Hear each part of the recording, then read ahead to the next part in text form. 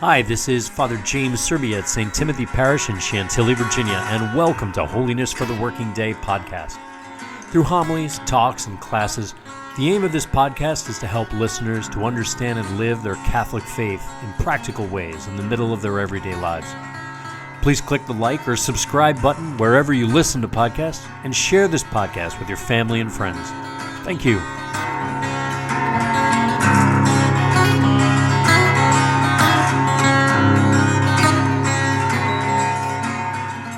When we look out and we see these pictures of young men and women who stand upon a wall of an airport and they are reaching over and pulling people into freedom, pulling people into safety, and also protecting those on the other side of the wall from those that would take that safety and that freedom from them.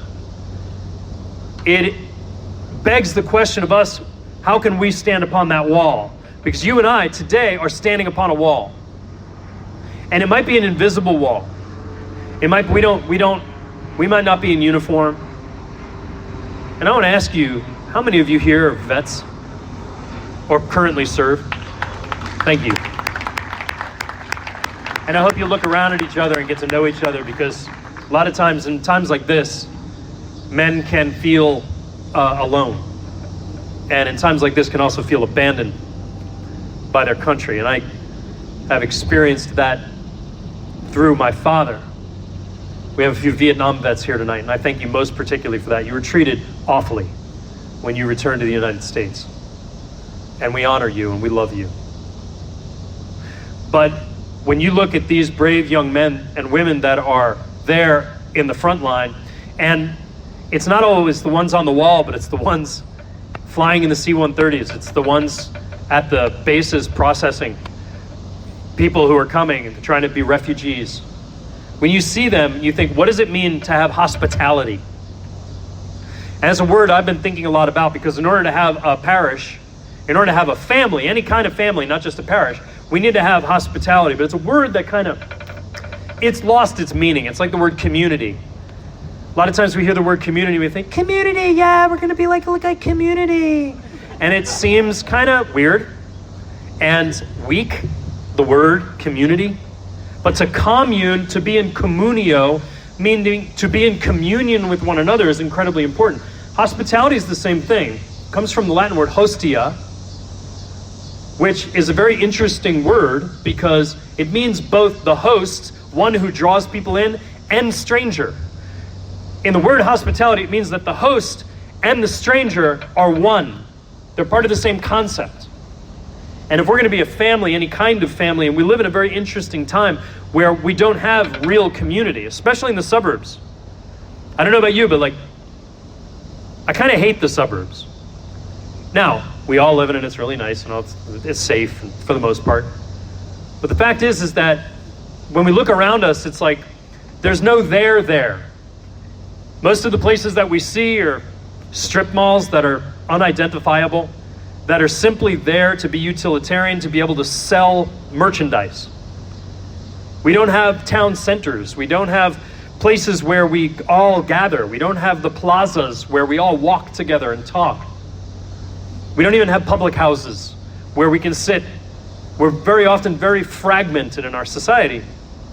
And what does it mean to be in the middle of that kind of world that's politically fragmented more than it ever has been? It's hard to imagine it being any more so. Where we are religiously fragmented, more between the believers and the non-believers. Where there are voices of evil who are trying to racially fragment us. Where there are people who are trying to fragment us in every single way because the devil loves to divide. How can we have hospitality where the host and the stranger are one? Because salvation comes in the form of a stranger. Our Lord and Savior came as a stranger. We didn't recognize him. And so few do. Even ourselves, even myself. It's so easy to not recognize him.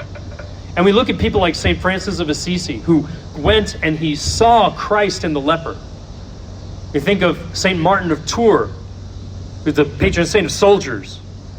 And one day, traveling along the road in his Roman military cloak, he comes upon a poor beggar man. And Martin rips his cloak in half, and he gives half of it to that man. And in a dream that night, he saw that that man was with Jesus, and in fact, that man was Jesus. That's that stranger. I love St. Jose Maria. Kind of gives him a little jab. And he said, imagine if he gave him his whole cloak, not just half of it. But hospitality, what happens when we live real hospitality, as the host and the stranger being one, hospitality breaks down anxiety, because I know I have a place. It breaks down suspicion. It breaks down closed-mindedness. It opens new ideas, new insights. It draws us in rather than alienating us from other people. Because you and I, all of us, are nomads in a desert of lonely travelers. We're looking right now at images of Afghanistan.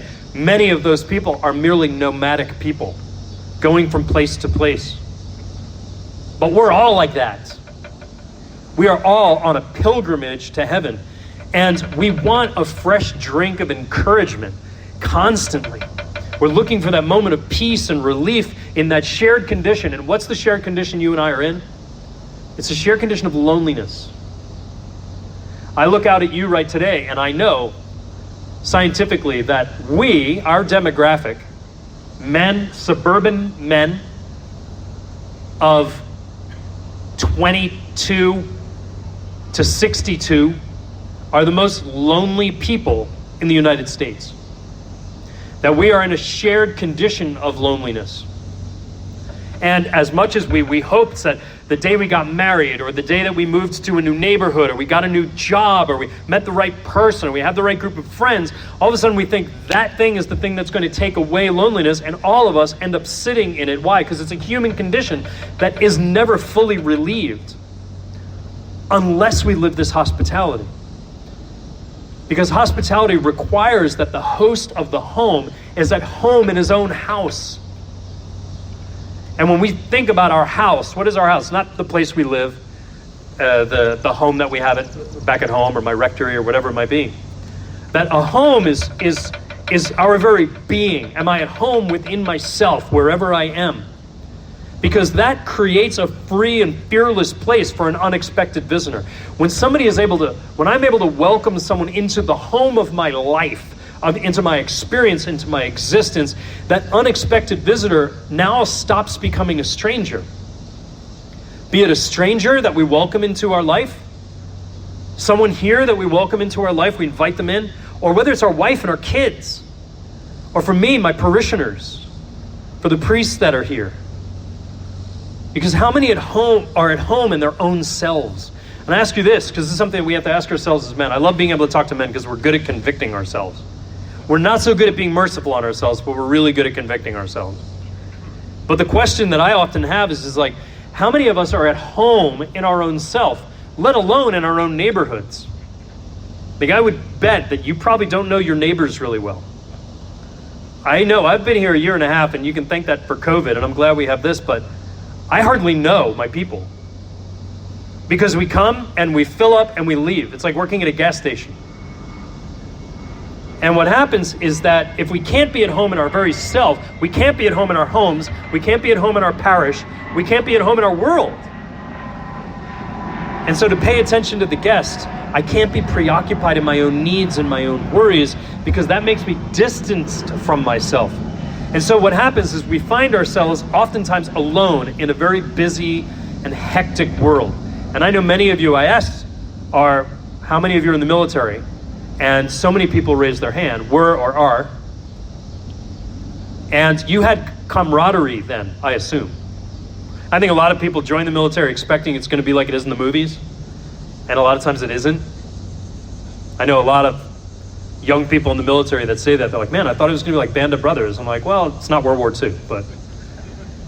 But I bet many of you say, boy, where is that camaraderie, that fraternity that I had? Where's the fraternity I had in college? Where's the fraternity I had on my teams and all these different things?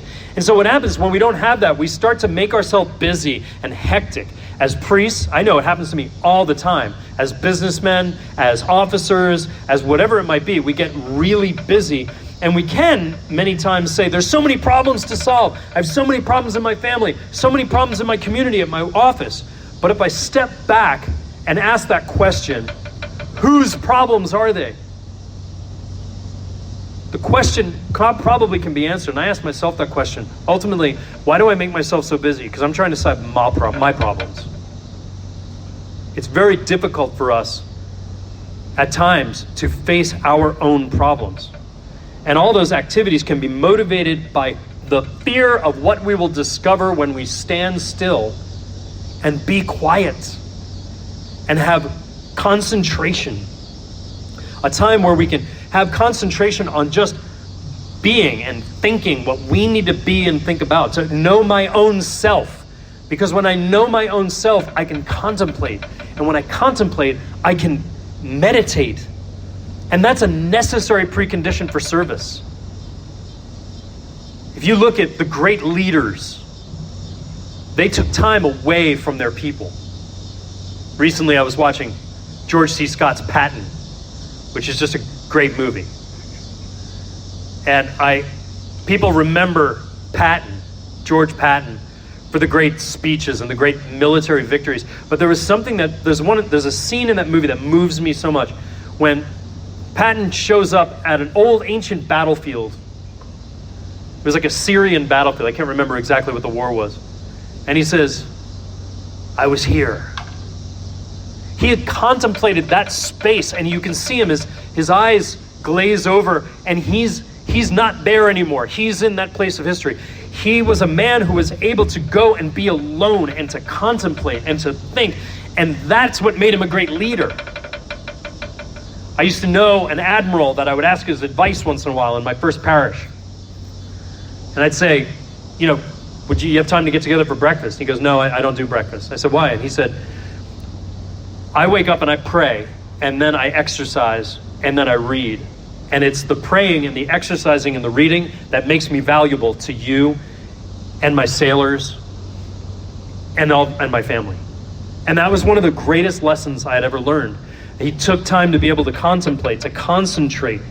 Because our whole society is based on, we all have social ADD. Our whole society is based on being busy all the time and distractions and all this stuff, the phone's in the pocket and we have work and we have family and we have all these different things. And then people tell us in order for our kids to get into preschool, they have to have a great resume. And then in order to get into grade school, in order to get into high school, in order to get into college, and then that college doesn't even matter anymore. Now you have to get into graduate school and all these other things. And we literally have made our lives this impossible dream.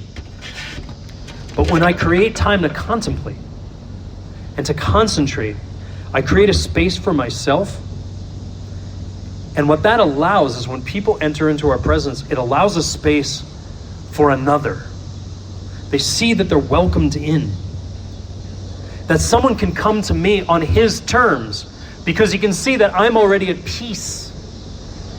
That I already have a possession of myself, that I can be a host to the stranger, and then we can be in communion together. I know a valuable lesson that my father taught me. Every place we've ever lived, my dad always had a study. It was a small room, maybe sometimes a little larger room.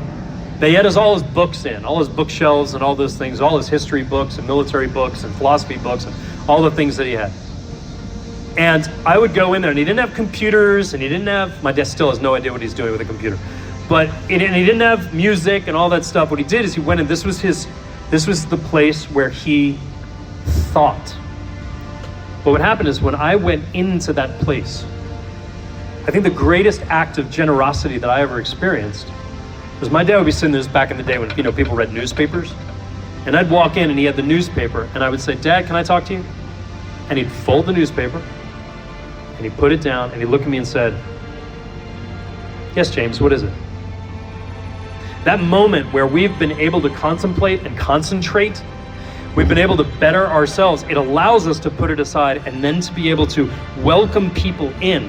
It became a time for me because he had taken the time for himself.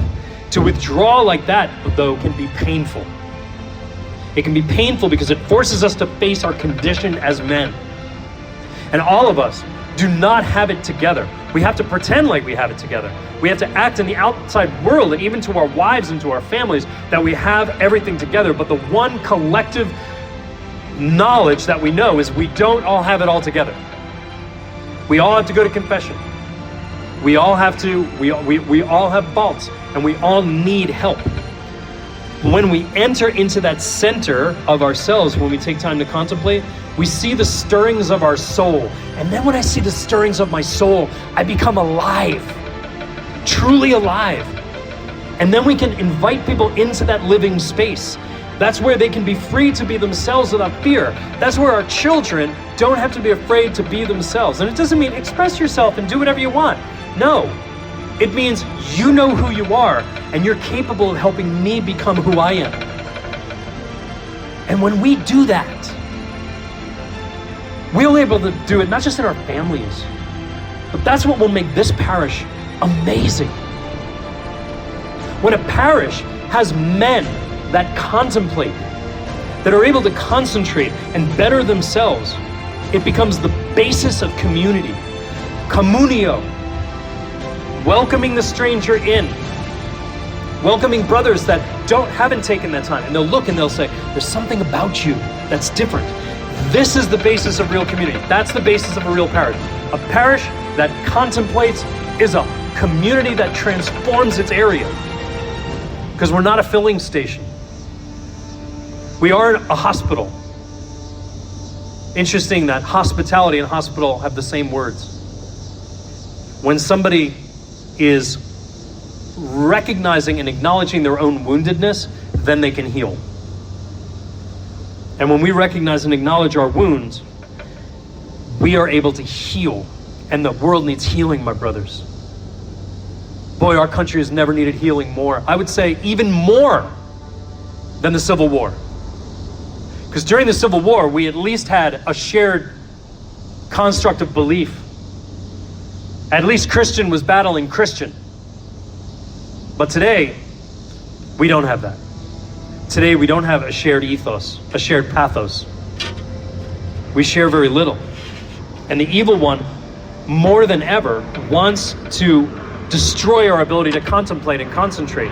And so he throws so many distractions at us all over the place.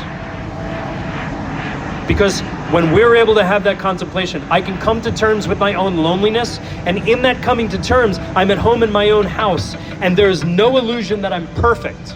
As a priest, as a married man, as an engaged man, as a single man, as a widower, there's no illusion that I'm perfect. And then I'm able to see the loneliness in the other. If I recognize my own loneliness, I can see the loneliness in another. And we're all lonely. I sometimes pet people, Father, I feel so bad for you celibates. You must be so lonely. And I said, yes, because there's no lonely married men. And I tell you, when you're able to embrace that, and I'm able to embrace that, I need to embrace it even more probably. When you and I are able to embrace that, then we will be amazing spouses. Because the loneliness in our brides, they'll recognize that we are compatriots. That we have patriated the same land. It's the shadow of death. It's the valley of darkness. And then we're able to walk it together. We're able to see that loneliness in the other, and that's the source of welcoming. And so today, as we're gathered together as men, and the sun has gone down on this day, and we are able to just hang out and be together, let's not be afraid to be who we truly are. We don't have to posture with each other. Doesn't mean we have to sit and do some sort of spiritual striptease. This is who I am. No, that comes through friendship. But it also means let's talk about the important things. Let's talk about what we do to transform our society. What do we do to transform our parish? I want to hear your ideas. The priests want to hear your ideas. But we're not the ones that are in charge of everything. This is your parish. And we are sojourners on the journey with you. Because the church is not a place of no suffering. When people pretend that the church is a place of no suffering, that makes us all hypocrites. And I can tell you, I know a lot of young people that walk into the church and they go, they're all hypocrites. They pretend like everything's okay. It's not. And if they see in us men who have been able to recognize and stand and see the suffering and the difficulty, like those Marines on that wall that are able to reach not only into the suffering and pain of the people on the other side, because they recognize they have suffering and pain on their side. then that shared pain will not be paralyzing, but it will be mobilizing. Because what will mobilize our society is the acceptance of our shared human experience. And I don't care if we're Christian or we're not, or we're Democrat or a Republican. We all can be mobilized and share in the same suffering. That's how healing happens. So I hope all of us here will start the healing today. That all of us here will come to know each other. And I hope when we go home tonight, and when we go throughout this weekend and this week, that we will take every opportunity to contemplate, to separate ourselves for just a little while, and to go deeper. And when we do that, we're going to be able to create a home. There's a lot of houses in this area, not a lot of homes. There's a lot of hearts in this area, not a lot of homes. Let's create a home. It starts with caring for our own.